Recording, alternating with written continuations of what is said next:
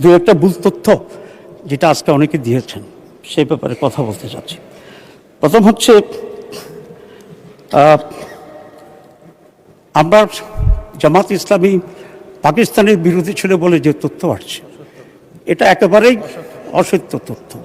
কারণ সৈয়দ আবুল আলা মওদুদী প্রথম টু নেশন থিওরির প্রবক্তা ছিলেন সৈয়দ আবুল আলা মওদুদী, এবং তার খুব স্ট্রং একটা বই লেখা ছিল, সেটাকে তৎকালীন মুসলিম লীগ পলিটিক্যালি হাজার লক্ষ কপি ছাপিয়ে সারা পাক ভারত উপমহাদেশের মানুষের কাছে, মুসলিমের কাছে পেশ করেছিলেন।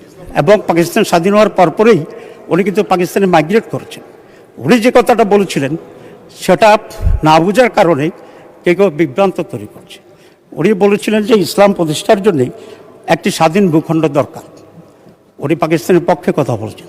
তবে উনি বলেছিলেন যে সমস্ত নেতৃত্বের মাধ্যমে আন্দোলন চলছে, এই নেতৃত্বের পক্ষে একটি ইসলামী রাষ্ট্র কায়েম করা সম্ভব হবে কিনা এই ব্যাপারে উনি তার ডাউটের কথা উনি পেশ করেছিলেন।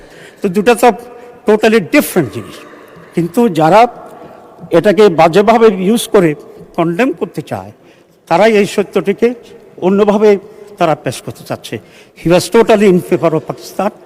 এবং একজন ভাই এখানে বললেন যে উনি 47-এ বিশ্বাস করেন না। তো উনি যদি 47-এ বিশ্বাস না করেন তাহলে বাংলাদেশ কীভাবে হইত? কারণ বাংলাদেশ এবং ইস্ট পাকিস্তান, ওয়েস্ট পাকিস্তান মিলেই তো 47-এর স্বাধীন বাংলাদেশ, এবং সেখান থেকে তো আবার আমরা স্বাধীনতা সংগ্রাম করে আমরা বাংলাদেশ করেছি। অবশ্য ওনার এই চিন্তা, ওনার এই বক্তব্য ওনার চিন্তার সাথে একরকম। কারণ ওনারা আসলে পাকিস্তানও চান নাই, বাংলাদেশও পরবর্তী পর্যায়ে তারা কীভাবে নিয়েছেন জানি না, কারণ তারা এক ইন্ডিয়া চেয়েছিলেন। এবারও যখন সংগ্রাম চলছিল ওনারা কিন্তু আশ্রয় নিয়েছেন, ইন্ডিয়াতে গিয়ে সংগ্রাম করেন নাই। তো উনি বলছেন যে হাসিনার কারাগার উনি যেতে চান, এই জন্য ভারত পালাই গেছেন। তো সেটা ওনার ব্যাপার, আমি খুব ক্রিটিসাইজ করতে চাই না।